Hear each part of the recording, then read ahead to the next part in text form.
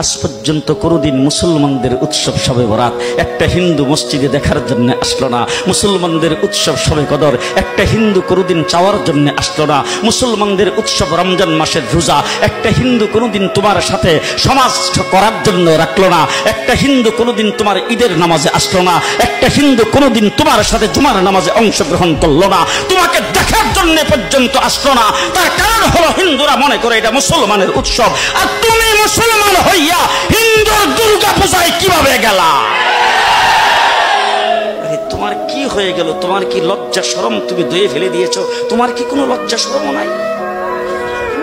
লজ্জা শরম নাই? আবার কি সুন্দর বলতেছ, ধর্ম যার যার উৎসব সবাই। হাই হাই হাই, ও মুসলমান যুবকেরা ভালো করে শোনো, ধর্ম যার যার উৎসব সবার, তাইলে বিয়া যার যার বউ তো সবার। জি, বিয়ে যার যার বউ সবার, পুষ্কুনি যার যার মাছ সবার, গাছ যার যার ফল সবার, ক্ষেত যার যার ফসল সবার, দোকান যার যার মাল সবার। এখন ঘুমাইছে কি কথা বলেন না কেন?